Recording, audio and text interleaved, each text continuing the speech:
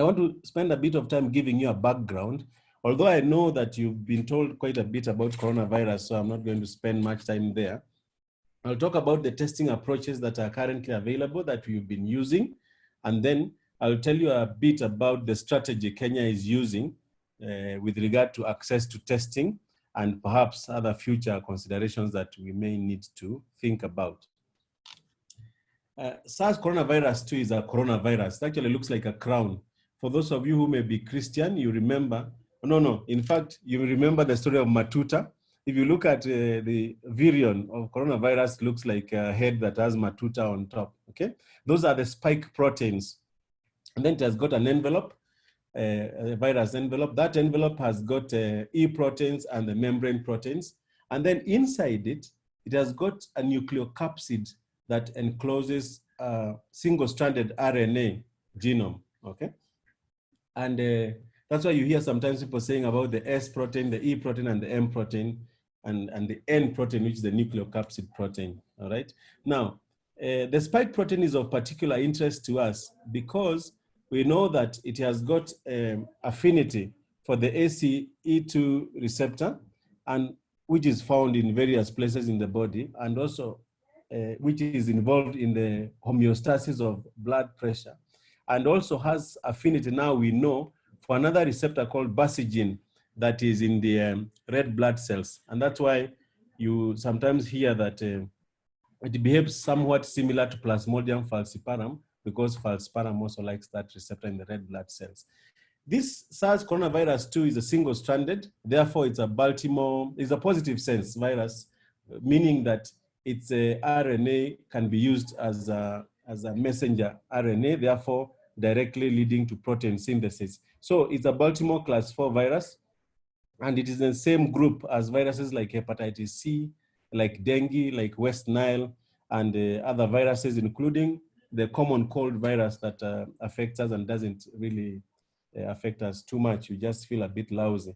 But this one is a dangerous one. And other viruses in that group that are quite dangerous are like MERS, the one that you find in camels and also killing people. And then SARS coronavirus 1, the one that we know so much about that was there in the recent past, okay? So if you look at the genome is somewhere between 28,000 bases and 29,000 bases, and it has got various open reading frames. There are some accessory genes that you may see here, but the things that interest us most in this genome are the S protein, the M protein, and the N protein, especially for us people in the lab that are interested in making diagnostics or interested in using diagnosis. Of course, you also see like what we get from WHO and so on, having the open reading frame 1A and 1B. The virus has been sequenced quite a bit. You heard the other day that in Kenya, in KEMRI, we had already made several sequences. We had sequenced it a little. We had like maybe more than 20 sequences. But if you look around the world, you can tell that the virus has been sequenced quite a bit, okay? So we know a lot about it. And in fact, the first people to sequence this virus were those people who are affected first. That's the people in Wuhan. And that genome was what was used by people to make tests. And it's very nice that they released the genome quickly. Our experience with people in Asia is that they are very careful with regard to sharing their intellectual property. So we were quite pleasantly surprised when they released the genomes of this virus quite quickly, and that's what has helped us make tests for the virus. The genome says a lot about the virus. For instance, it tells you what it is, and then it even tells you that this virus is related to viruses from bats in a certain colony in Hubei province, where Wuhan is the capital city. And also it tells you that is related to the SARS coronavirus that is found in pangolins. But if you look carefully at the human virus, the SARS coronavirus 2, you see some differences between it and the virus from the pangolin that suggests that perhaps there is another host, another animal in between humans and pangolins, although the relationship is quite close actually. And the one big difference is the spike proteins, slight differences between the spike protein of this virus that we have and the one in other animals. And we suspect that that is from natural selection. People have said a lot about how, the virus could have been made and they could have been made in the lab for this purpose. But when we look at it carefully, we can even tell its story. And I remember reading literature not too long ago suggesting that coronaviruses such as this had even infected people in West Africa as early as 1830. So it's not something that, this kind of virus is not something that's new. But this particular one, SARS coronavirus 2, is very new to us. We have just known it for maybe slightly more than 100 days. So the information is still quite scanty, both the molecular biology and also the clinical information. For us people in the lab, when this virus hit the world, people did not know how to test for it, but the tests were developed quite quickly. And what came to Kenya in the first instance was what we call the Berlin Protocol. Now, the Berlin Protocol has got 3 components. The first is a screening polymerase chain reaction, and the second is a confirmatory polymerase chain reaction if you find that the screening test is positive. And then the third component is a discriminatory PCR when you find that the confirmatory test is positive. And each of these uses a specific gene for this kind of activity. And the screening uses the E gene, the confirmatory, the RDRP gene, and the discriminatory, the N gene. Sometimes when we do testing in the lab, we find that the E gene is positive, we find it, but we are unable to confirm or to discriminate. And that's why you sometimes see us, for some technologies, telling you a result is presumptively positive. So if we tell you a result is presumptively positive, initially, we thought that we should just go and take another sample from our patient, and then we repeat the experiment. But after a little bit of experience lasting not more than 2 days, we decided that presumptive results are positive results. So the results we give you are either negative or positive, right? So, but usually for us to give you a result, we have to take a sample. And because I suspect in this forum, many people are clinicians, you probably know much better than I do how to take a sample. Of course, I've taken a few, but out of interest, because I'm also a clinician, I'm a medical doctor. And we prefer in the lab that you bring 2 samples. That is the nasopharyngeal swab and the oropharyngeal swab together in the one tube that contains the viral transport medium. The reason we like that is because when they are combined in that way, the result you get is, you are more likely to find coronavirus if it is there than if you take any one of them individually. The nasopharyngeal swab is the best one we have, although if you could do a bronchoalveolar lavage, then the likelihood of finding would even be improved quite markedly. But nobody wants to do a bronchoalveolar lavage just to make a diagnosis of coronavirus in normal circumstances. That sample is transported to us cold. That is something like 4 degrees centigrade to 8 degrees centigrade, 2 to 8. And the reason is that you need to maintain the virus viability until it gets to the lab. So therefore, you can't really keep the virus for too long out there. When you get to the lab, this is what we do. And I think I should just say it simply so that people can understand. Remember, the virus has an envelope, and then it has a nucleocapsid, and the nucleocapsid is the one that encloses the single-stranded RNA. As people are confident that you are infected, if we see the single-stranded RNA, okay? So we have to smash through the envelope and smash through the nucleocapsid for us to find the single-stranded RNA. And then that is the one that will amplify by reverse transcription. So for us to smash through these things, we need to use extraction reagents. It's very important for you to just know that extraction reagents can be enzymes or can be chemicals that distract or destroy the membrane or the envelope and the nucleocapsid so that we can find the single-stranded RNA. And then when we have it in a reasonably pure form, that RNA is when now we apply our polymerase chain reaction, our thermocycline using the specific reagents. When you hear people saying we were given JACMA reagents, they mean we were given the reagents prepped for the real-time PCR. It doesn't mean that we are given extraction reagents. That's a different package altogether, okay? And one of the difficulties we faced, although I'll mention it later, is that we got the reagents for PCR, but we didn't get the extraction reagents. Now, the real-time PCR there's nothing magical about it.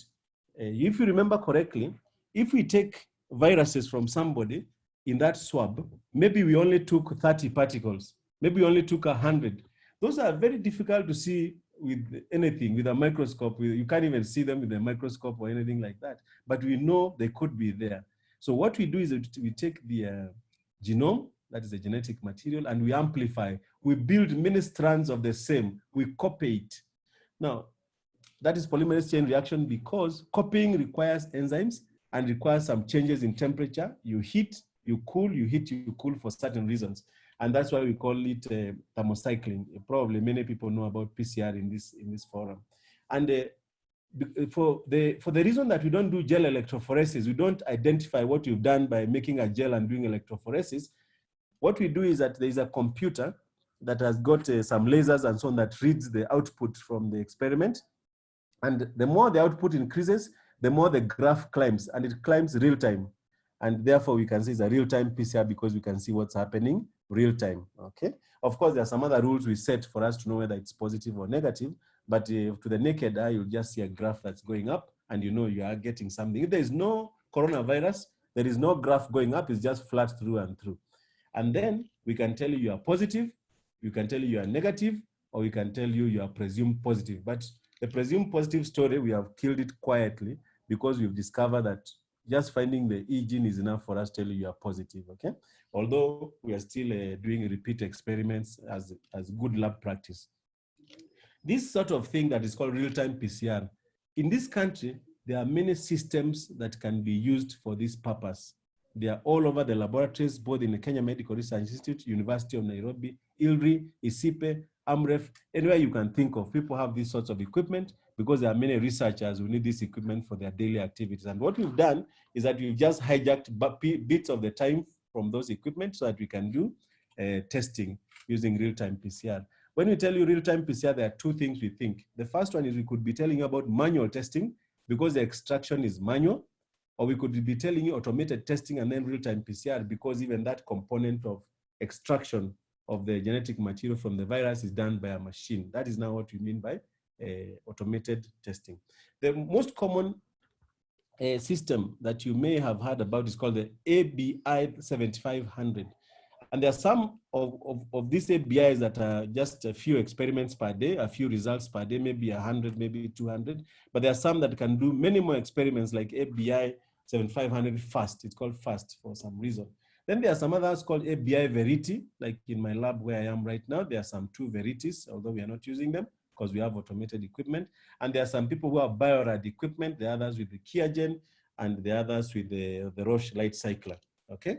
And these equipments are actually quite common. So in that regard, we have very many of these equipment in the country. And this is important for me to say because if for some reason we are unable to do automated testing, we actually have sufficient manual equipment to conduct thousands of tests, but the pain involved in testing when you are doing manual for thousands of tests is quite significant. It's back-breaking, and also the hazards associated with manipulating the sample with your hands for prolonged periods are also very clear to those people who know about coronavirus. And then there are some systems out here, like in the military, where they have BioFire Film Array, and also some labs I know have BioFire. But you've heard about Cepheid Gene Expert. Now, the Cepheid Gene Expert is not manual in that respect, but the extraction and the polymerase chain reaction are all conducted in a cartridge, and that cartridge is basically the complete package, and it's put in a machine. Some of them are 16 modules. They can do 16 experiments in parallel. Some are 4 modules, and I'll tell you a bit more about them later on. In Tanzania, I noted that they had a piece of equipment called a next-gen PCR, which could theoretically do 22,000 tests in a day, which for me was quite something because it's just one piece of equipment. But again, the issue there was the amount of manipulation in your hands that you needed to do before you achieved the 22,000 experiments. Maybe I need to remind you that we are in Kenya, and I am hoping that most of the people who are watching this are in Kenya, because sometimes we need to think about ourselves. The last time I checked, there were 47 million people, but 47 million to me, I had actually expected people to be 50 million. And they suspect some people went into hiding when they were being counted. But whatever the case, an indicative figure, those people are all at risk of SARS coronavirus 2, all of them, 47 million. And therefore, the amount of effort required to prevent this virus from spreading is very significant because everybody is at risk. This is even a bit different from HIV. This is something else altogether because you know the mechanisms by which it spreads. On the 13th March, we say that we recorded the first case, and we do not know as scientists whether that was really the first case or there were some other cases before that one. But as far as we are concerned as the public, that is the first reported case. But as scientists, we know that we can always do some work to see whether there were some cases before that. In fact, I would not be surprised if we found there were some cases as early as December. I wouldn't be surprised at all, although I doubt if anybody has that data yet. Yesterday, I saw that we had even hit 320 positive cases yesterday. 320 positive cases. This is a very scary figure if you ask me, because remember, we had already done quite a bit of work with the people who are quarantined, and we found the numbers, and then now we're out in the community and we are finding the numbers. That tells you that for the first time, you should start knowing that this is a community spread, and is this kind of thing that you probably require different strategies to truncate as quickly as possible. There have been around 14, 15 deaths by now. There are probably other deaths that have occurred in this because of coronavirus, but because of the way we are handling these sorts of things, and we are not very happy doing like postmortems and things like that in those who have died of coronavirus, it is not something that we can give you a definitive answer about. But in future, we'll have figures that are closer and closer to the truth. It will take us quite a bit of time because even in the West, where they're developed and they know how to do these things, it's going to take them a bit of time to get on top of things. By yesterday, we had done more than 18,000 tests in 8 laboratories. The initial tests were done in laboratories that have manual systems, but in the middle of this thing, a few weeks after the beginning, then the automated tests came into to play, and that one I'll tell you a little bit about. Now, I've put in here a map of Kenya. I actually drew this map some years ago, so I need to change it. And I've indicated the big cities, Mombasa. I've indicated Nairobi. I've indicated Busia. It's a big city, if you ask me. And I've also indicated Eldoret somewhere, and Kericho and Kisumu. The labs that have got manual testing equipment and automated testing equipment are likely to be found in these places. 5 of the manual testing labs are actually public laboratories. Some of them are in KEMRI or in the National Public Health Laboratory Services, and or in in institutions that are friendly to us. And when testing began in February 2020, they had kits that came from Africa CDC, from JACMA, and from WHO. Actually, the JACMA kit that came at that time is from a company called Dan. It's not like JACMA makes kits, but he had probably procured from a company called Dan Jin, which is a company that belongs to a university in China called Sun Yat-sen. A very nice kit, but they did not come with extraction reagents, okay? And so people exhausted what they had as researchers, and then they began to borrow and even start optimizing kits that are not the best kits for RNA, for viral RNA extraction, because of the fact that people use them for extracting like from tissue and so on. And this is how we managed to survive for several days, testing manually and giving you results, even though there was a lot of significant problems about supplies. The shortage in supplies was not just about kits. It was also about the virus transport medium. And it's not that the world does not make enough. Of course, when this demand came for testing, the world suddenly was quite challenged. But companies in China are capable of ramping up their production capacity quite quickly and significantly. And in America, the same, and in Europe. But what countries did is that they became protectionist and wanted to protect their people first. So many countries began to prevent their companies from taking care of others before taking care of themselves. And this makes sense to us, but this taught us a very important lesson, that we cannot be caught in future and prepared, because something like this is going to happen again. Something like coronavirus will happen again, and this is a lesson for us wherever we are. For the 5 public laboratories, they have assorted thermocyclers from all the various companies, but they're all very good equipment. and they could push 300, 600 tests in a normal day just being done routinely. Although, if we wanted to, for the 5 public labs, you could push the testing significantly. But of course, now the humans would make a lot of noise because this is back-breaking work and is unnecessarily hazardous, right? So there's a lot of noise about automating these things so that you can deal with the expected numbers that were going to come up, that you needed to test thousands of people and you needed to protect the health workers and so on. And so on 9th April, we began automated testing. Actually, the first testing to come into play was the Roche SARS CoV-2 reagents testing, using those ones for testing. And that one came into play on 7th of April. And so by 9th April, we started testing. And the testing using automated systems rode on the HIV service delivery network. If I take you back a bit, I should remind you that we've been testing for HIV on a large scale since 2005, both infant diagnostics and later on viral load testing. And you may also be aware that we have invested even in HIV genotyping so that we can support HIV drug resistance work. So the amount of investment in that infrastructure has been very significant. And the coronavirus came and found us with that infrastructure by default. And all we needed to do was to change the software a bit so that it could understand the reagents for coronavirus, was to get the reagents themselves, and then was to activate the courier system so that samples could be delivered.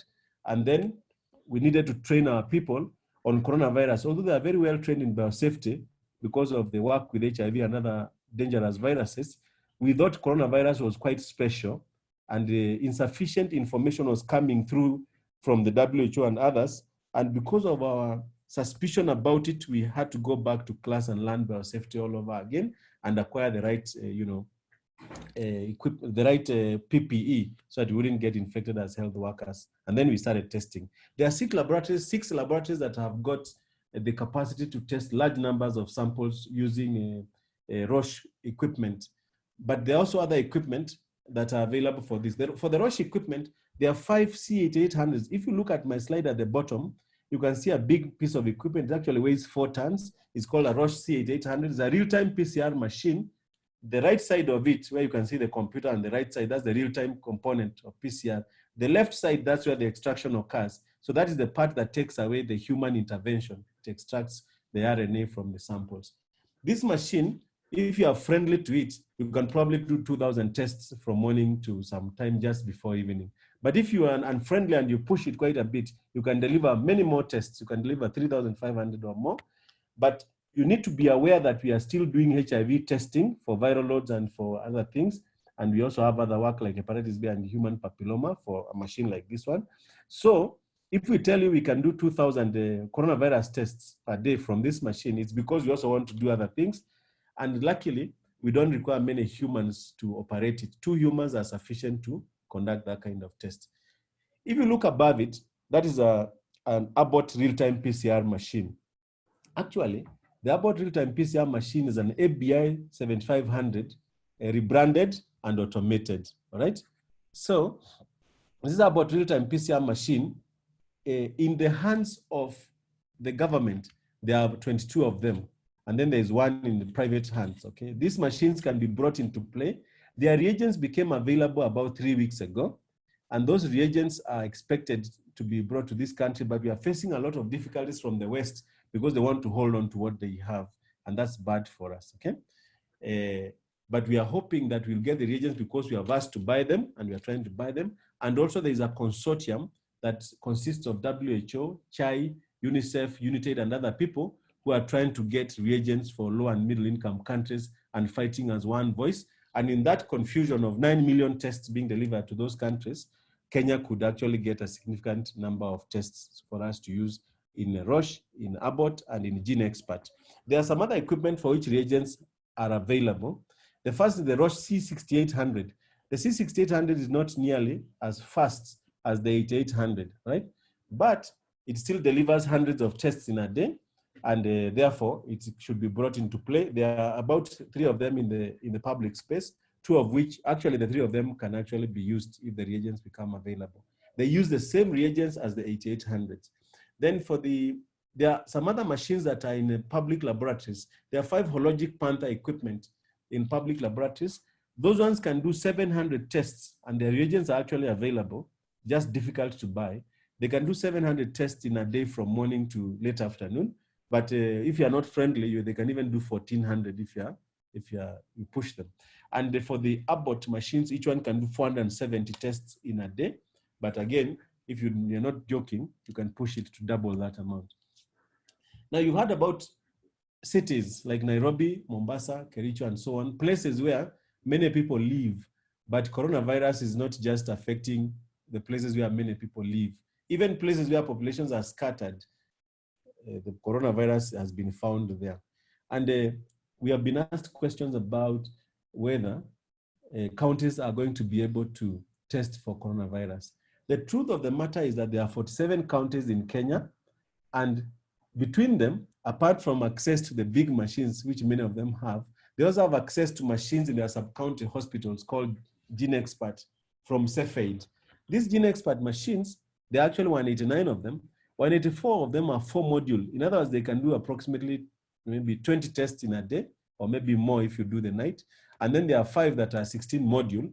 And those ones can do about 80 tests a day. And if you push them, they can do a bit more than that, like through the night, okay? And they are found in sub-county hospitals. And the cartridges for Cepheid GeneXpert are available. And we are hoping we can buy some. We are trying to buy them in the National Task Force. And also, we are hoping some of them will be given to us through the consortium that is trying to get reagents for low and middle income countries. So if there's an outbreak of coronavirus in the counties and we have Cepheid GeneXpert cartridges, then counties will be able to deal with the small outbreaks like 20 people and so on in a day, like 10 people. But if there are hundreds of people, which I doubt very much, but I may be proven wrong that it can happen because of the way things are going right now, then counties will probably need to draw in the infrastructure from the established reference labs in the major cities, and then that can be managed. You remember I've told you previously, and you heard me saying that we can do maybe 30,000 at 5,000 tests across the labs easily. And the truth of the matter is that we can probably do many more than that, but that one would be a state of emergency where you are running machines day and night, and every piece of equipment is put into play, is on the table, and all those people, even students who are doing genetics and stuff like that, are donned in PPE and taught how to do molecular work, and they're locked in a room and people tell them produce. Then of course now we can do very many more tests using both automated and manual machines. I want to tell you a little bit about Thermo Fisher because it's important I do so. Kenya has more than 20 applied ABI 7500 machines whose original equipment manufacturer is Thermo Fisher, okay? Now, the second thing is that this Abbott real-time PCR machine is actually an ABI 7500 that has been automated and uses the exact same reagents. The only difference is that software, and that software of course is what makes it run. Now, and that Abbott real-time PCR machine is therefore manufactured by Thermo Fisher. So, and the Thermo Fisher can produce 25 million tests a week, and it seems not to have faced the same difficulties as Abbott and the other big companies like Roche have faced. So, we have been thinking quite critically about how we can bring Thermo Fisher into place so that it produces reagents for us, because we've been trying to get reagents from Roche and reagents from Abbott, and we are having significant difficulties because first of their ability to produce, and second, because of the politics that they face.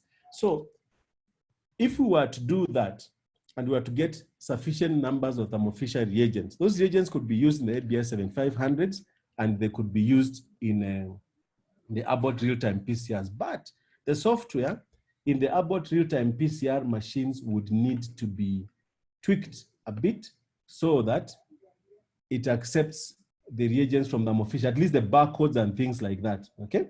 Now, therefore, it means that one would need to have a conversation at those high levels so that they can open their intellectual property conversations.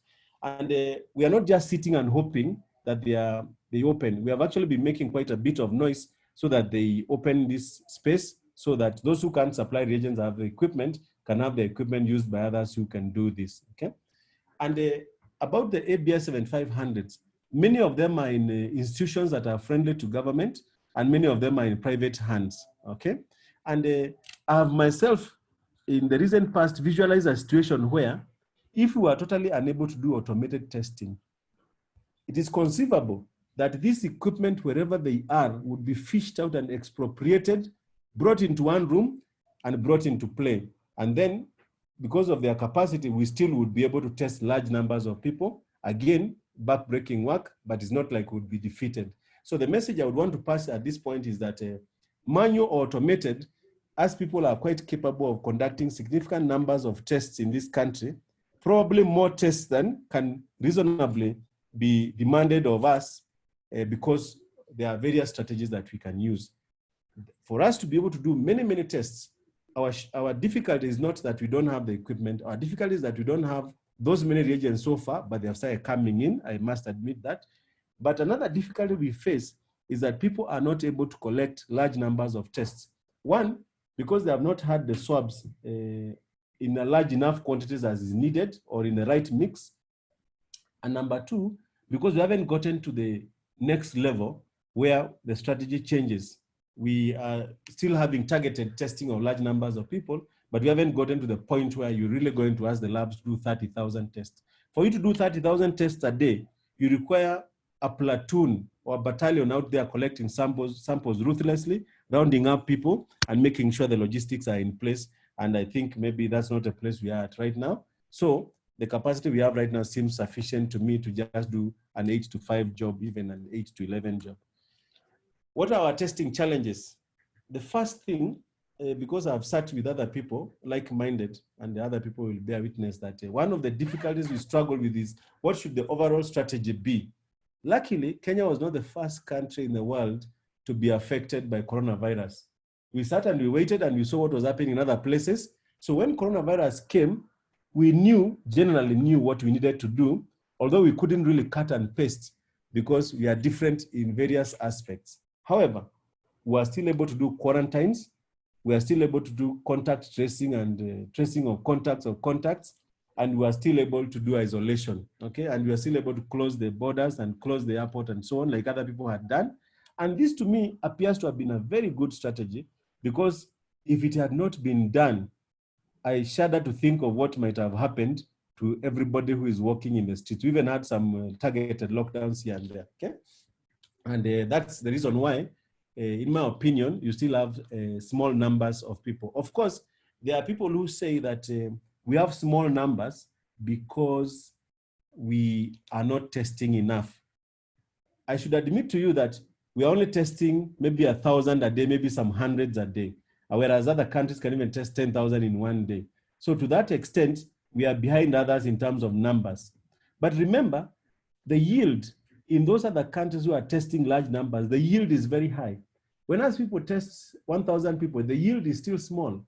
So even though we are not testing many, the explanation that we have few cannot be just because we are not testing. There are other reasons that our scientists must think about. And as a scientist, you can't just sit and say, oh, it's because we are not testing enough. Of course, we should increase our testing, but there are other scientific reasons people should look at. For instance, our populations are young, you know. As people have lived with viruses for a long time, I was joking with another person and saying, you know, we are just near the tree where we fell from just the other day. We haven't gone very far, and we're still being beaten by things. So we know these viruses, but scientifically speaking, that's something one would want to think about. If you look at dengue, for instance, if you look at Asia, you'll see that dengue gives people hemorrhagic fever and shock syndrome, especially if they're exposed to dengue more than once. If you're a person in Mombasa and you're exposed to dengue once, you may feel somewhat sick. If you're exposed again, you just feel somewhat sick.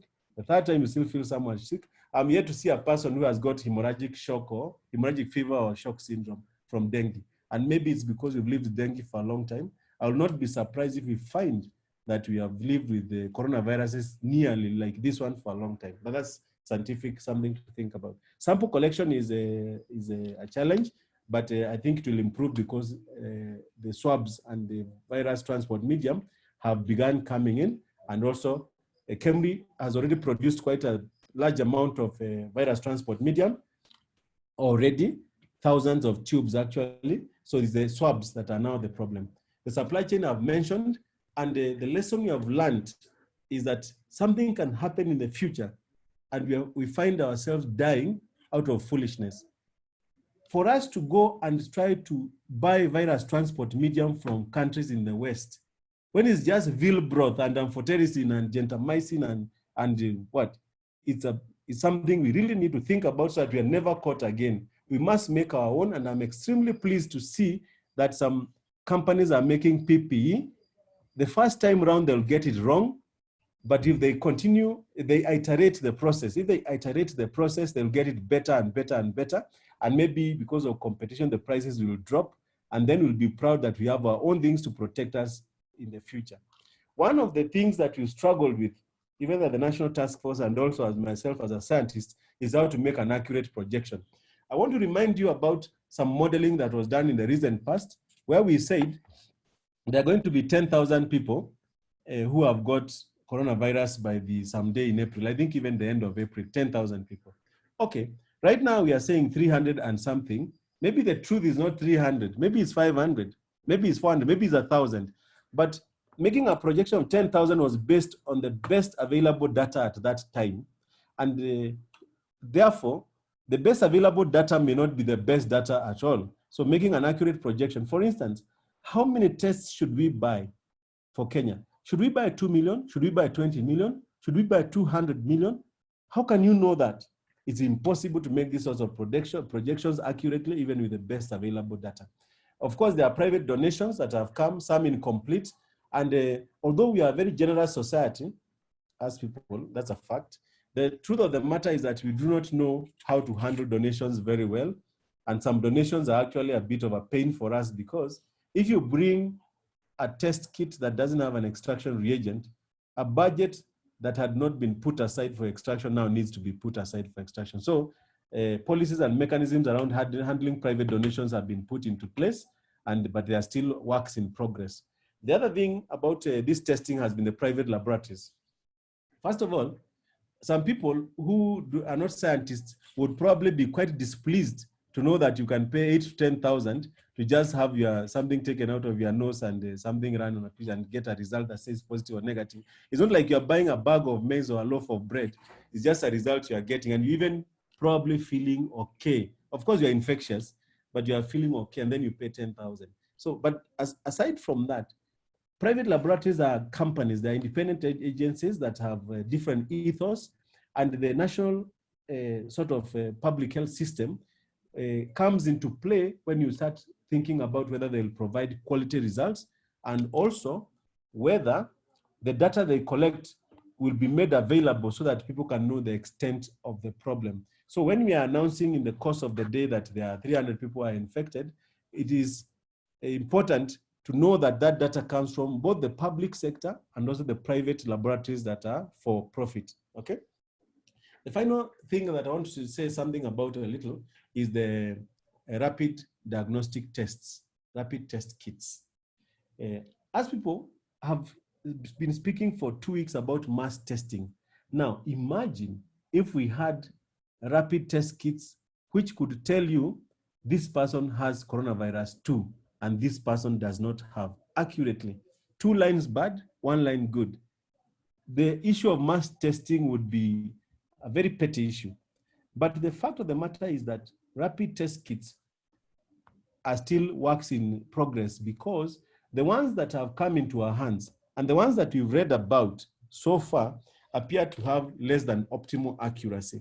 When you go to 100,000 people and you apply a test kit that has 80% accuracy, the amount of misleading data that you'll get from that community is significant. They'll not be able to strategize effectively. So if you want to test large numbers of people at this moment, the only options we have in front of us are PCR, polymerase chain reaction systems. And those ones, if we can get the automated tests, that would be very nice. But even if we don't get automated tests, the manual tests that we have, we probably will need to bring them into play, okay? But we are not just sitting pretty. We are taking rapid test kits as fast as they come, and we are validating, we are checking whether they're accurate and also their usability in normal hands, in our hands. And we think that the experience we are having is that they seem to be improving slowly by slowly. And it's conceivable that we are going to find one that is highly accurate in the passage of time. Although I'm worried that the train might leave the station before we get one that we can use to really solve our problems right now. What are the opportunities for, I work for KEMRI, so I have to bring KEMRI here, but I know some people at the university and some others in other academia, other research areas. What are the opportunities for all of us? The first one is that in terms of research, coronavirus is a blue ocean. There's those people who need to explain to us, for instance, what the cause of illness in a person infected here in Kenya is, and does it differ from the cause and why in other countries, okay? There are people even who should go even to the rivers like Nairobi River, whichever river it is, and check whether there is coronavirus in that water. There are people who should even be checking the surfaces and seeing how long coronavirus should be surviving on the surfaces here, considering the temperature outside. When I checked right now, it's about 27 degrees centigrade, although it's about to rain. Actually, I want to know whether if it rains in Nairobi, it cleans up the streets so that they are safe to walk in. There are people who need to do molecular work, like molecular epidemiology. There are people who need to explain to us, for instance, whether there was coronavirus here years back. There are people who need to explain whether the pneumonias we were seeing last year and the cold-like diseases that we are seeing the whole of last year, where people like myself had 7 or 8 episodes of, in brackets, common cold, in quotes, whether that was coronavirus. I hope it wasn't, but even if it was, at least I survived up to now. But I need explanations for this kind of thing.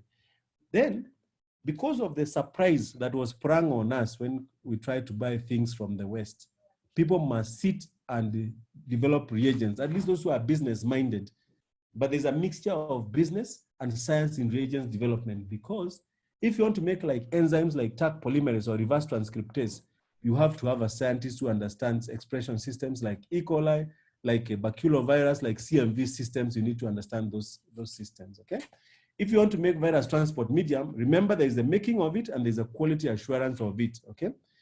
If you want to make extraction reagents, remember proteinase K digests itself. And if you are a magician, you can probably learn how to prevent it from digesting itself, and then you make it and you mix with other things, and then you say this is an extraction reagent, okay? You might have heard that KEMRI has historically made rapid test kits for things like HIV, for hepatitis, and for Rift Valley fever.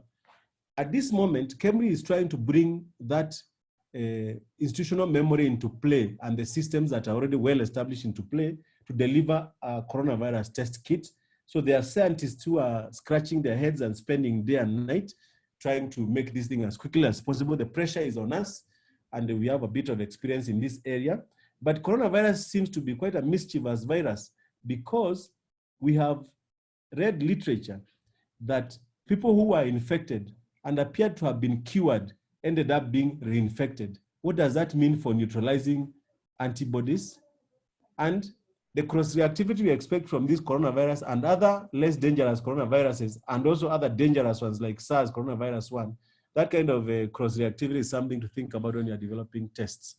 One of the areas, and I remember yesterday I was asked a question, one of the areas where you must think very hard is with regard to vaccines development. If you had a choice between making a tablet or a drug for coronavirus and making a vaccine for coronavirus, in my opinion, you should go the vaccine way. But if you are well-resourced and you are powerful sort of entity, then you can pursue both avenues.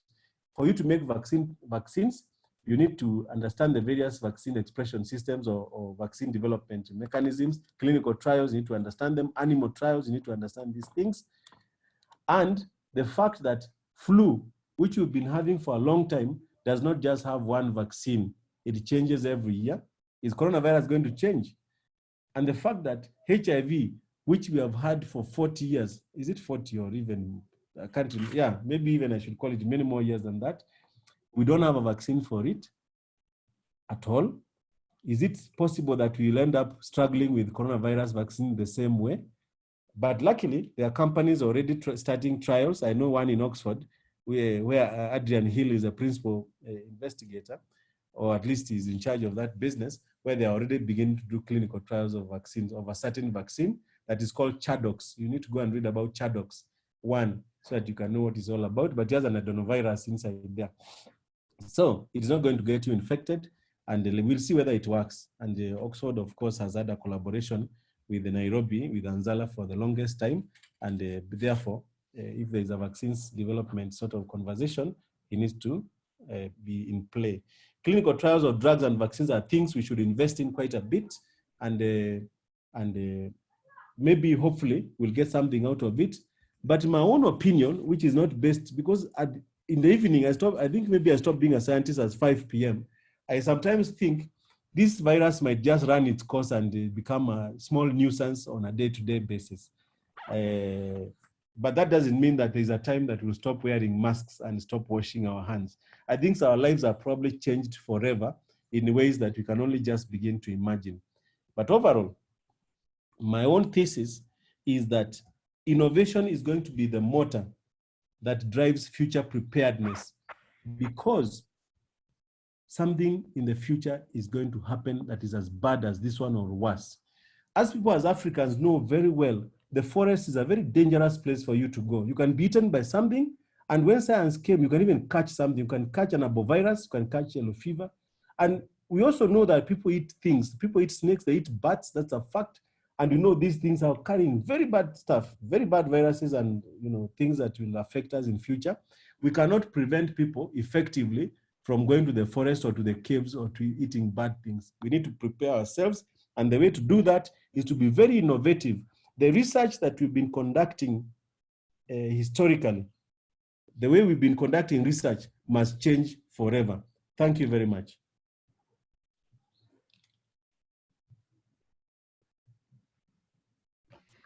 Thank you very much, Professor Matilu, for your presentation. It was a very interesting presentation.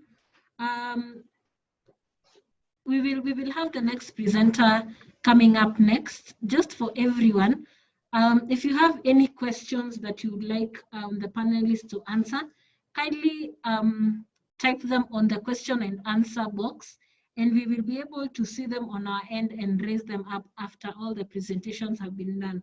Thank you for those who've responded and put their questions on the question and answer section. Next up will be Dr. Kibet.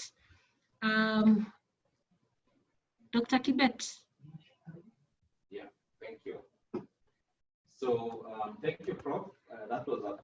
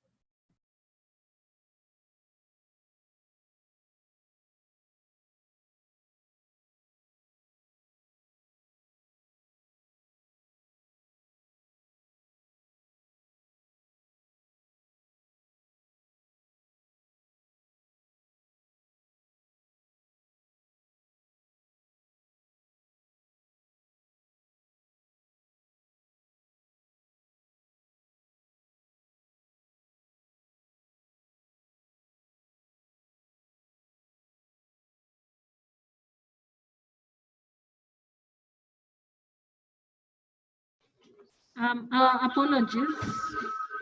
We've noted that Dr. Kibet's phone was on mute. He will begin the presentation again. Our apologies for that.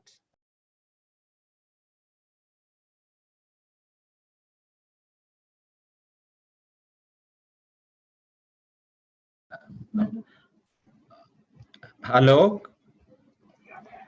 I trust everyone can see me now, and possibly I'll try to spare a lot of your time. Prof has taken some good amount of time explaining what is all about COVID-19 and the various aspects that the lab uses at least to generate results. And so I'll go straight to where we are, as I support our testing facilities here at Kenyatta and the University of Nairobi. And we oversee about 10 counties besides supporting KNH. Right now, the facility has some of the equipment that Prof has rightfully mentioned, including the Roche Cobas 6800, among other equipments that we have. So far, we've managed to test about 804 tests or samples. Among them are 4 positives, and I think these 4 positives could easily be accounted for. It is important for me to note that these are tests that were actually done on colleagues, let me say the healthcare workers. And so if you look at the data, this is quite encouraging, and it is just good for all of us to be aware that if we take care of our infection prevention control measures, a lot of times we shall not be exposed. So this is very good information and good data that we felt we could share with you. In regard to results, really based on the technology and the equipment that are used, you can get results within the first 3 hours of loading. And I think Prof was able to elaborate extensively how the process and the procedures are undertaken before results come out. And so with the technology that we have, which is a relatively highly robotic equipment, within the first 3 hours, you can actually get results. And so we are able to generate results within the first 12 or so hours for you, for your utility. And some of these samples can actually be inactivated or made much more friendly in terms of manipulation, to the extent that you know, our staff are not exposed as such. We highly recommend that for us to be able to manage specimens appropriately, make sure we release results. And in case of any doubt, we have adequate samples to share with the colleagues. We recommend that whoever is drawing the samples should at least draw this in a tube or container that has about 3 mL of the transport medium. So with that, we can be able to rerun. In case results are warranting that we possibly confirm. And I think Prof did mention that there are samples that sometimes may either require redraws or may require reruns elsewhere. So when you get a 3 mL, we are almost justified. And again, without wasting too much of your time, you know, the samples that have been mentioned extensively include respiratory samples, especially the oropharyngeal and nasopharyngeal, lower respiratory tract specimens like the bronchoalveolar lavage or tracheal aspirates, can also submit them.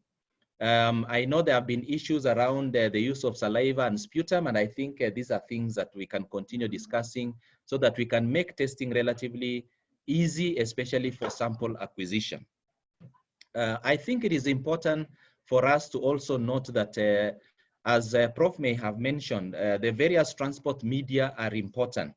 The common one that we all are aware of is the viral transport medium, but we also have other media, including universal transport media. Normal saline could actually be used in case we are unable to get the other transport media that we are all familiar with. And I think we should be able to get specimens delivered to the lab at an appropriate time before we lose out on the virus. Having said that, then let me change tact a little bit and talk about the results that we submit to you. What you may be seeing is just a sample result that you could receive. You'll get different, results from different facilities. But I think of importance is for us to be able to interpret these results. And as Prof did mention, you will see results that will be talking about various aspects of the genome. And this may vary from one facility to the other. For the sake of discussion, I know the result that is right ahead of you has an E gene and an ORF1A1B gene as a result. And I'll be explaining that a little later, what these results really mean. But I think it just suffices for me to say that various testing techniques or various laboratories will be looking at various components of the genome, and so the results may vary from one to the other. As Prof did mention, that this virus has various components within the genome, and there are various regions that are of interest to us, components of this genome. Majority of the labs, and especially for the new technologies that we are using, majority of the times people have been looking at the ORF1A, ORF1B region. And then, of course, you have regions that will be expressing the other aspects of the virus. And I think what is just important is that most of these regions will be specific to the SARS-CoV-2 virus, while others may be common amongst various viruses within this family. So you will then notice that the genes of interest that we've been reporting to most of our colleagues either would span from N all the way to the RDRP genes. You will get or possibly give you other indications. For us to be able to tell you that a case is confirmed through the laboratory, you'll be seeing a positive result. And that positive result basically will be due to an amplification of an area that is specific to the virus. For those particular results, we recommend that at least 2 target genes are obtained, one of which must at least be specific to COVID-19, and the others could actually be the common genes expressed within this family.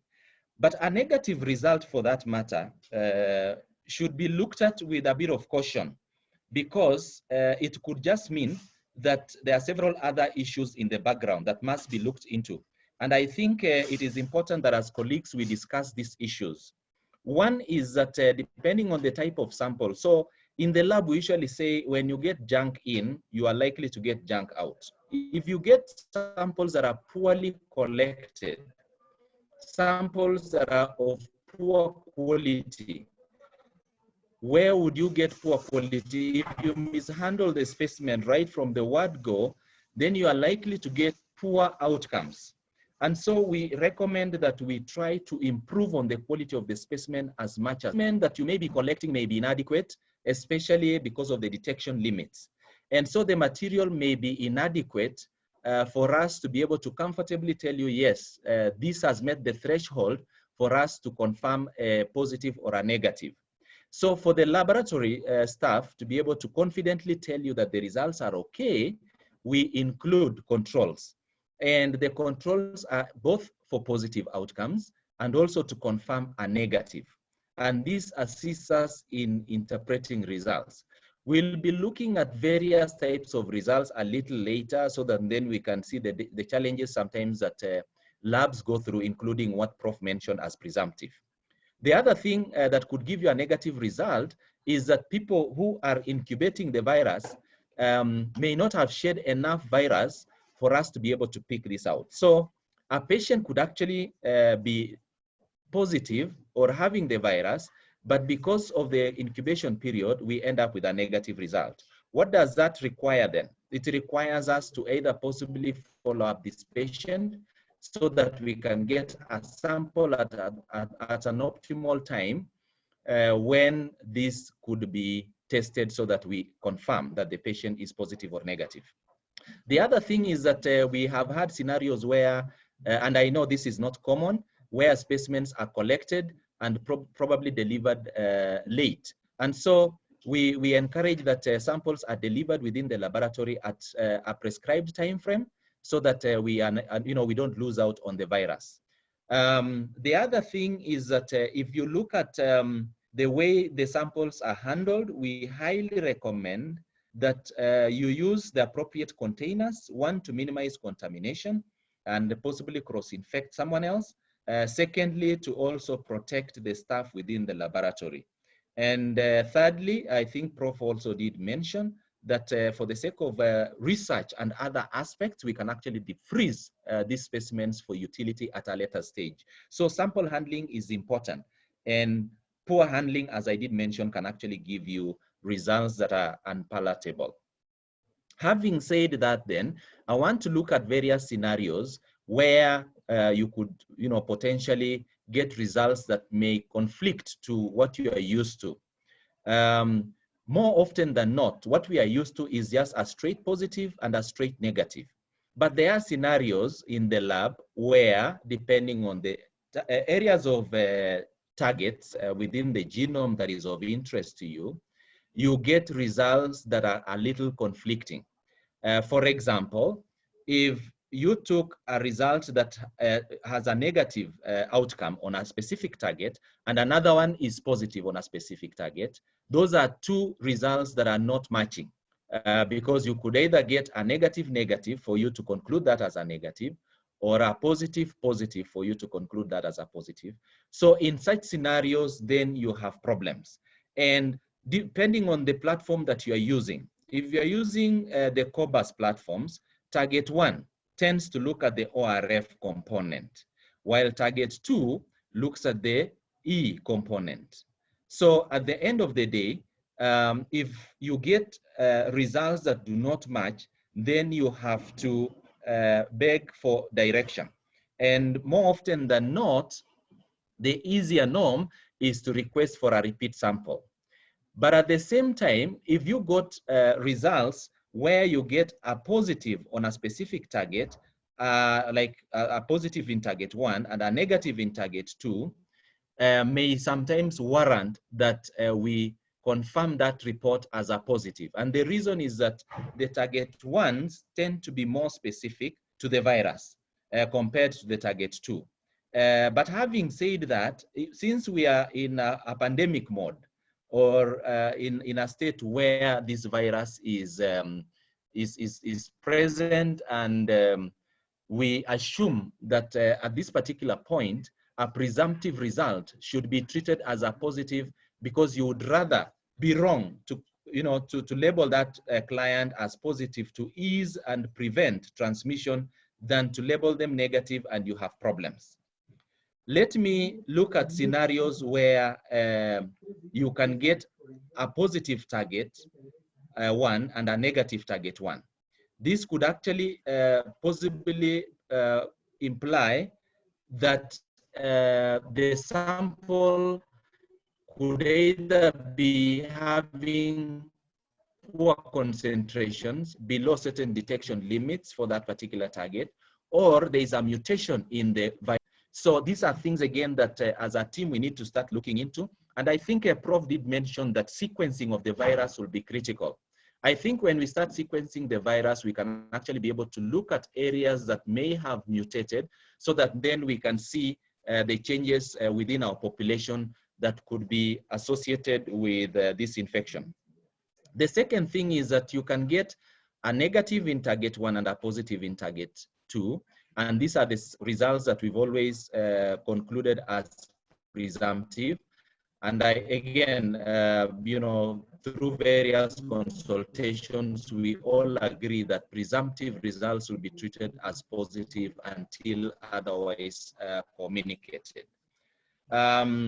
There are other combinations that we've actually come across, but again, we will give direction accordingly, so that then there is no room for doubt in relation to results. But I think one of the things I want to emphasize is that when we get results that may sometimes look confusing, I highly recommend that as colleagues, we attempt to get repeat samples. That is the first one. We should not insist on having a report that is doubtful. The second thing is that we, within the laboratory, may sometimes get equipments that are having limitations. And if the manufacturer tells you that my machine can only give you so much in terms of an outcome, I think it is important that we respect that component. And a lot of times, results that are said to be non-conclusive would warrant a repeat sample. So when repeat samples are requested, I think it is important as clinicians that we try to engage patients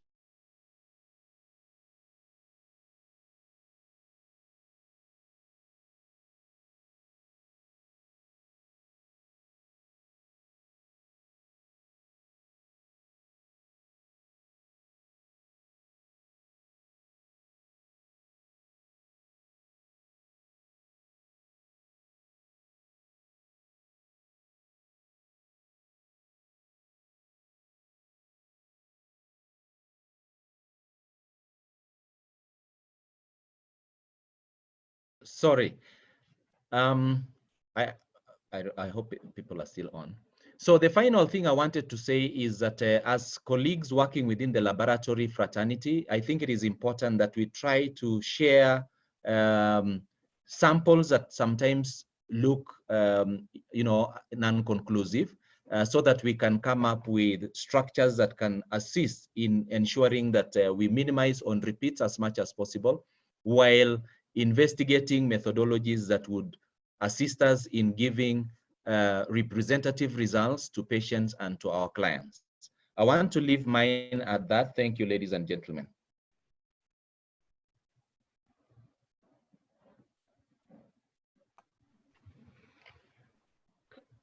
Thank you very much, Dr. Kibet, for your presentation. Right now, I will give the opportunity to Professor Matilu and Dr. Kibet to answer the questions that have been typed out by each and every one of us. So, so first, just an announcement. If you have a question, kindly type it on the question and answer checkbox. That way we'll be able to see it and raise up the questions. And these questions shall be addressed by Professor Matilu and Dr. Kibet. So the first question that has been raised up by many of us is, what is the sensitivity and the specificity of these tests? And while answering that question, I think it would be prudent also to answer the chances of false positives and false negatives for the tests that we are doing.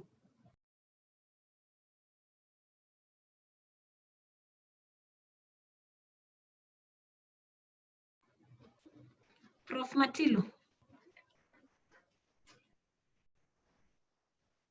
Hello, I can't hear you. Hello. Can anybody hear me? Hello. We can hear you. Okay, what do you want to ask? Hi, Prof. We can hear you.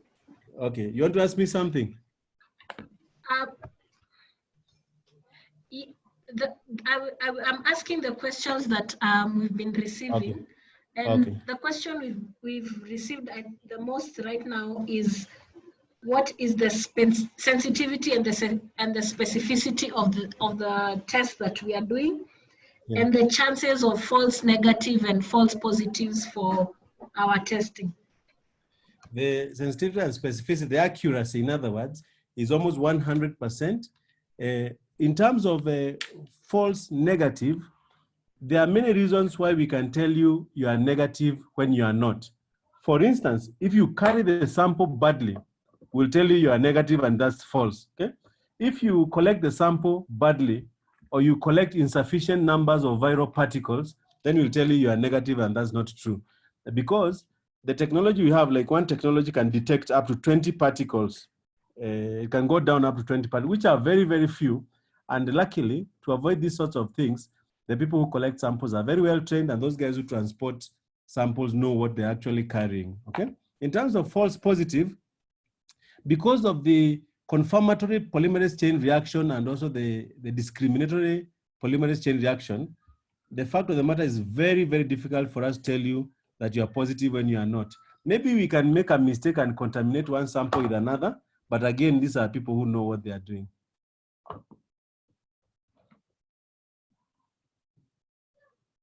Hello? Yeah. Dr. Kibet, do you have anything to add? Yeah, so,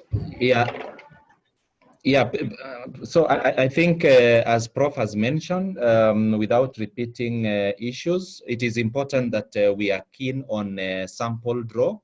Sample acquisition is so critical, because if you collect poorly, you will actually get results that may be non-conclusive. And this is where we recommend that your clinical acumen also takes precedence.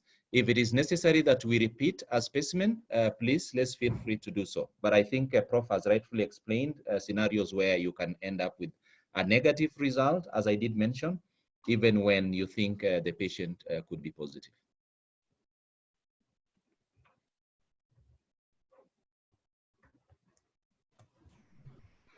Okay, another question from an anonymous attendee. So if after diagnosing and in the lab we are multiplying the virus manifold, how do we destroy it so that we prevent spread of the virus from the lab to the community? Oh, thank you very much for that question. The technology that we use, like when we are doing the automated technology, the end product is actually destroyed chemically by the technology. But in any case, as people also incinerate whatever else is left, although it's already inactivated by the technology. So, and because we've been handling these things for a long time, it's highly unlikely that we can release these things into the environment accidentally.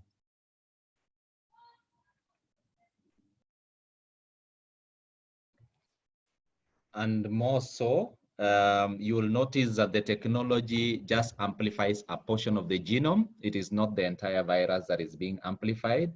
And so it's not actually going to be dangerous to the environment. And as Prof has mentioned, again, the system is able to actually deactivate whatever has been generated before disposal.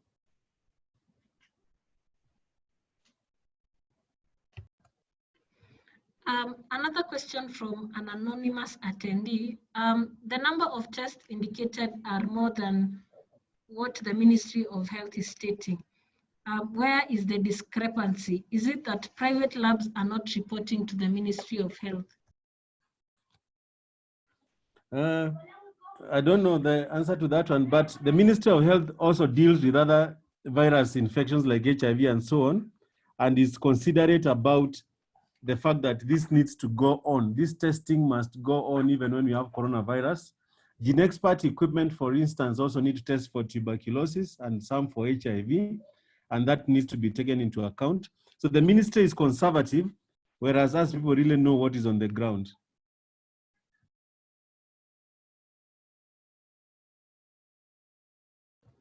Okay, another question is the VTM vials now being provided by KEMRI are so small in comparison to the length of the swabs.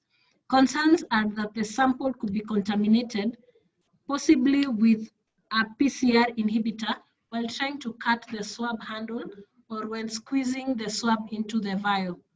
The latter could also cause leaking of the media because the vial would also not be properly sealed. Advice on how to handle these tiny vials. These vials that are very small were actually borrowed. There's a long story around them, but they were borrowed from a private institution in a time of distress.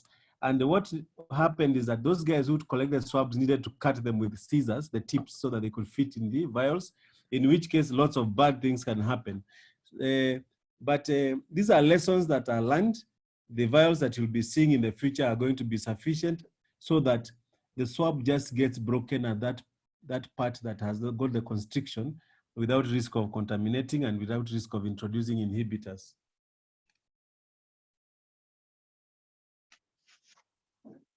Hello, Matilu and Kibet. May I interrupt a little bit? Anzala here. Yes. Yeah. Yes. Now. Yes. Yes. Now, Anzala here. Sorry, I was on I was on MB's phone, so I was not being seen. Now, two things that I had. One question come through, and was the issue of the virus. I think from the scientific point of view and from research point of view, what we should also let the audience know that there shouldn't be any fear of this virus. As Kibet said, it is true. We are just amplifying the genome, just a little bit of the genome, maybe 1 or 2 genes, depending on what assay you are using. But at the same time, we have started research at KEMRI. We are collecting samples from these individuals, and part of it will also be to sequence a whole genome. I know KEMRI has done a bit of it, but we also want to sequence an entire genome. And as we go on, we shall also want to grow this virus. Viruses have been grown before. We are growing HIV in the lab, so there shouldn't be any problem. The only way we are going to understand this virus is to be able to also culture it under various strict conditions. So that should be clear, and that has been done, before. We grow viruses all the time, so it should be clear that that can be done.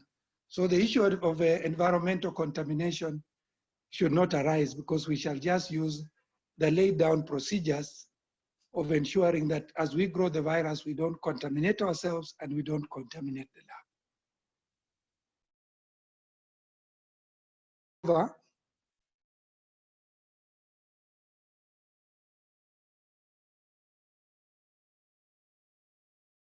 My comment is over. Okay.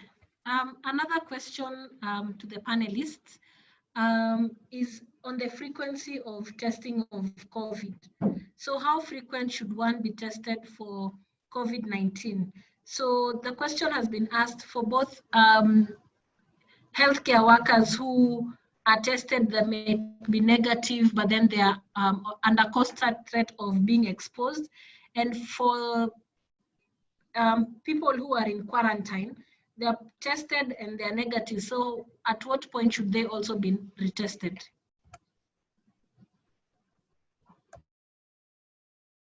Anzala, that question is for you. For health, definitely as the epidemic evolves and we continue having people in isolation and healthcare workers keep working, we are thinking of a system of periodic testing every 2 weeks or every three weeks for healthcare professionals who are on the front line. That is something that we are thinking of, because looking at flattening of the curve, we might be in this outbreak for quite a bit of time. Number two, for people who have left the healthcare facilities, isolation wards, you are aware that 2 tests are done, and those 2 tests must be negative before they are released. But what we are doing with the research study we've done, we want to follow these individuals for a period of 1 year, just to see what happens. But that is purpose for research, not purposes for the program. We just want to understand whether there will be a reactivation of this virus, or whether these individuals can actually get infected, but also look at their immune responses to see whether they have enough antibodies that could actually protect them from that. So there are those 3 levels. For healthcare workers, a regular program maybe every 2-3 weeks for testing. For individuals who are leaving, 2 tests that must be negative before they are released. But then for research purposes, to inform discovery, inform vaccine, inform the outbreak, follow-up, regular follow-up and collecting samples to see whether they have completely stopped shedding. So those are the aspects we are going to be looking at as we go to the future.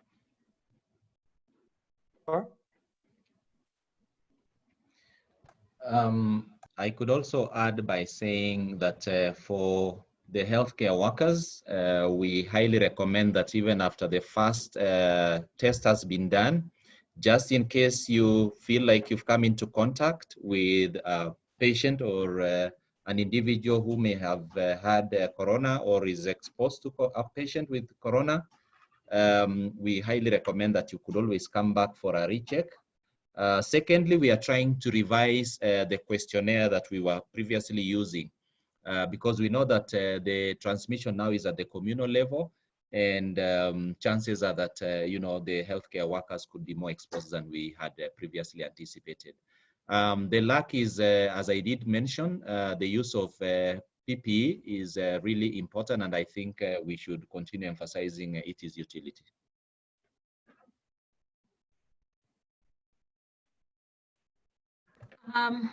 The other question is, what's your take on training clinicians on specimen collection for COVID-19 testing?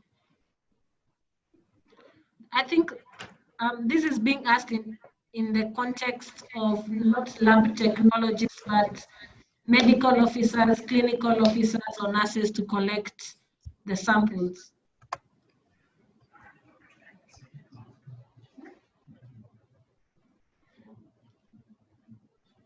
if I try to go fast, so this is what we have actually noted.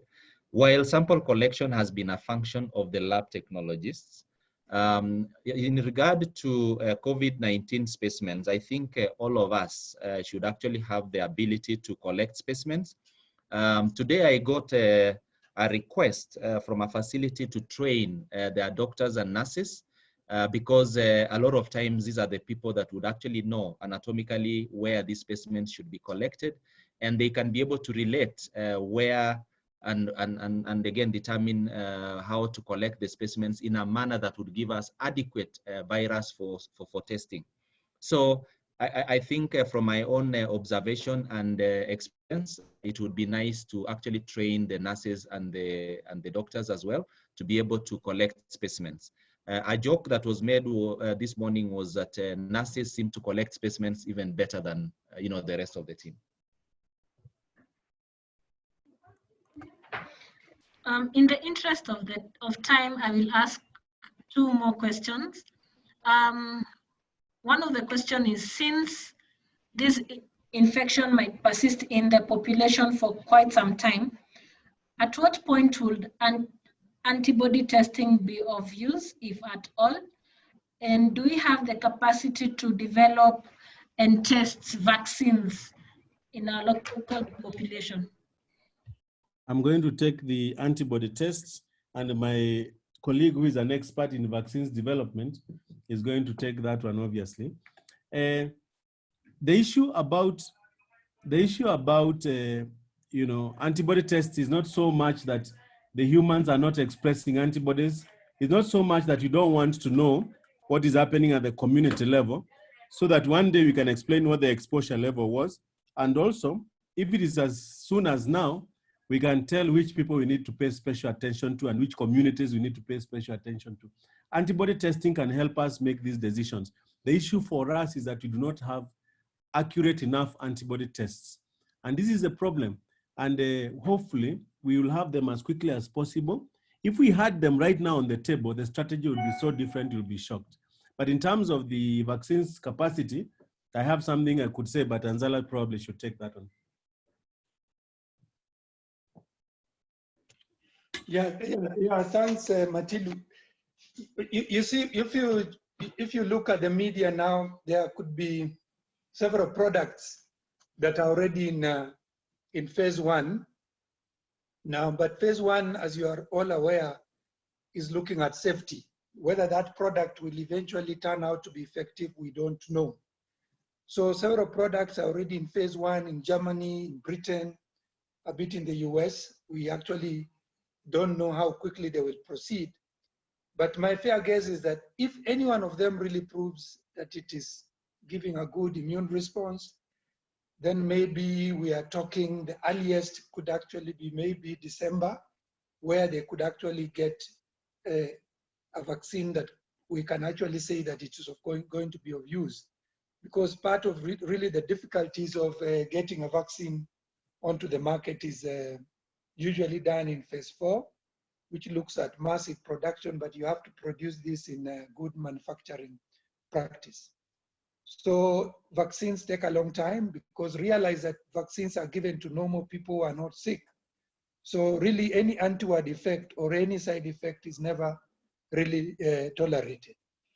And the vaccines that are now being looked at really are vaccines that are going to elicit antibody responses, neutralizing antibody responses mainly, but maybe binding antibodies could as well work, but mainly neutralizing antibodies. What I've not seen clearly in the literature is how effective the antibodies that are elicited in patients who have actually survived are looking like. I've not really seen very good literature. Maybe Matilu you have seen, or Kibet you have seen, but I've not seen really any good literature telling us the level of these antibodies and the ability to neutralize, these various strains. That's some of the information that has been missing. And then for the serology, you are talking about antigen, the antibodies that are in these individuals. We also don't know how long they will last. And that's the reason the study we want to do at the University of Nairobi with Matilu and KNH and the others is to really follow up these individuals. We know they produce antibodies, but how long do these antibodies last? Are they just neutralizing antibodies, or are they binding antibodies? So these are the areas really of discussion, and we shall know. Realize also that the previous outbreak, SARS-CoV-1 and MERS-CoV, we don't really have antibodies. They are beginning MERS-CoV antibody trials now for vaccines, but we really don't have vaccines for SARS-CoV-1, and we don't have any licensed vaccine for MERS-CoV. So those trials, again, just are beginning. CAVI is trying to enroll into a MERS-CoV vaccine trial, and again, this will just be a phase 1, where we shall be looking at safety. I just want to add a little bit of the part B of that question. Does Kenya have the capacity to develop vaccines and to have that mechanism? I want to assure those people who are listening that the people in this group right now, like myself and Zala, are trained in the same institutions as those people who make those vaccines, and they taught us how to make them. They taught us how to do clinical trials. They taught us how to set up the systems, the manufacturing systems. We know them.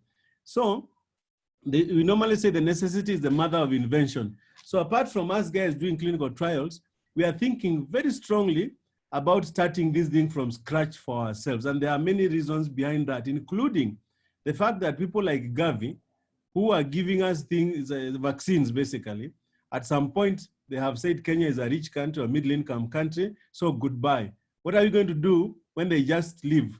We have to think through this.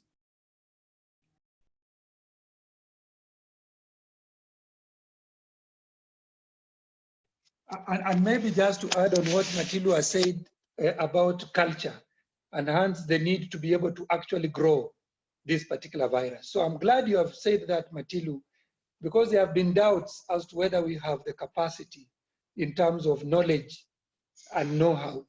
I'm glad you have actually put it out very, very clearly. Thank you. Thank you. The last question for this session, how are the reagents and the equipment validated? Who does the validation? What are the quality assessment measures that are put in place between different laboratories? Thank you. Because I'm the one validating these things, being helped by my colleagues from all over the place, I've been given this assignment. I need to answer this question. Validation is a scientific process, so it's even governed by a research protocol that we already developed and already submitted to a scientific and ethical review committee. And basically, we are looking at performance characteristics of these reagents and usability of these devices, okay? And the reports we develop are going to be useful to the Ministry of Health because they're going to be handled by the Pharmacy and Poisons Board and the Medical Laboratory Technicians Board. These are organs of the ministry, they are regulatory organs. And if something is satisfactory, of course, we make a recommendation.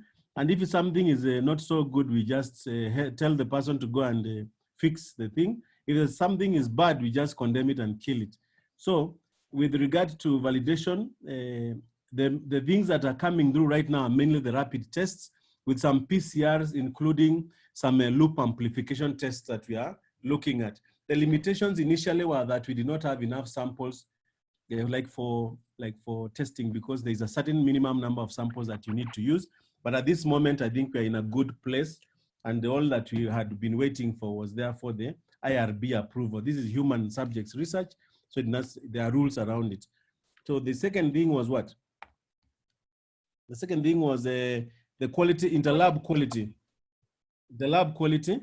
Because we have a lot of experience with HIV, we are just cutting and pasting the way we normally do interlab quality, where we share panels, where one of the labs is in charge of developing these panels, and sometimes we even share the samples amongst ourselves to be sure that when we tell a patient or a client that they are positive, we actually know what we are talking about. So there's a very well-established system for this kind of thing, interlab.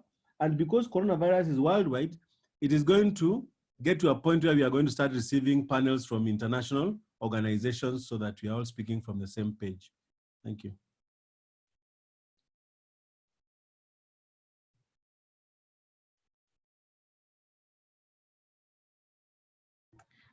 We would like to end the question and answer session at this point because of time. We shall organize to see whether a repeat of this, and especially with the questions that have been typed here, whether we can do that and address all the questions that have been typed here. For now, I'll give the chance to the panelists to give a few comments before we end the session.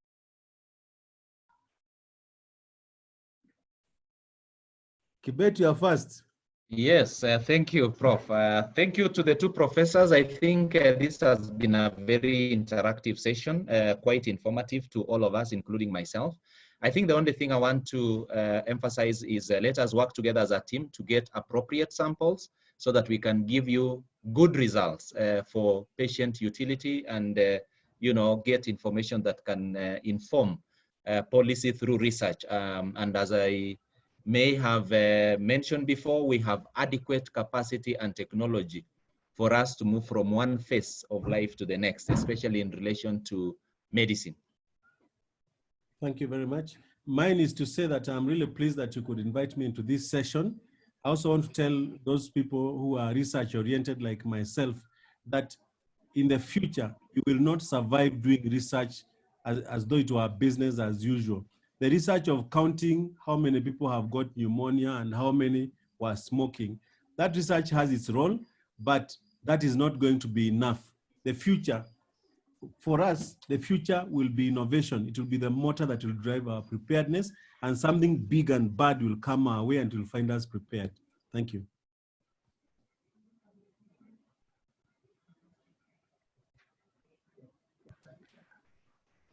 Professor Nzala? Okay, mine is actually to say that there's been some very interesting responses when the French people talked about doing a clinical trial in Africa.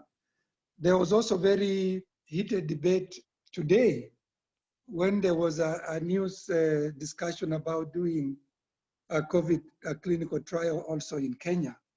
What I will actually try to say to our communities and to the medical fraternity at large is that clinical trials and research must be done all over the world. When they mention Kenya, Uganda, wherever, really this is the way to go. And as Matilda said, we cannot keep and lock ourselves and expect that others will do the work and we reap the fruits. Let me give an example. We did an Ebola phase 1 trial here, vaccine trial. We also did an Ebola phase 2 clinical trial here. We added to that information. That trial is now being conducted in phase 3 in Rwanda. So we have that capacity and we cannot shy away. So when I hear very negative comments when they say that clinical trials will be done in Africa and then everybody goes up in arms, then we have lost the spot. Also realize that a lot of these products that we are using, a lot of these clinical trials were done in Europe and North America, and yet we are now benefiting from those inventions. Matilda can tell you he spent quite a bit of time in Oxford, and he can tell you a lot of things were going on there, some that have never been used here. A lot of the clinical trials are going on cancer treatment, and those trials are being done in Europe and North America. Eventually, when those products work, they come to Africa. But we must also test them in Africa to see whether they work or they don't work. So I think we should approach the entire thing with a very open mind and ask ourselves, where do we want to be 10 or 20 years from now? And we go back to Agenda 4, and we should also talk about Vision 2030. Those are the issues that we must be discussing as we look at healthcare now and 10, 20 years from now. Over.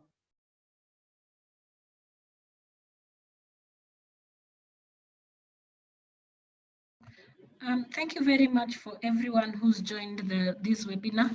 It was a very informative session. Thank you to the panelists, Dr. Kibet, Professor Matili, and Professor Anzala for your insights.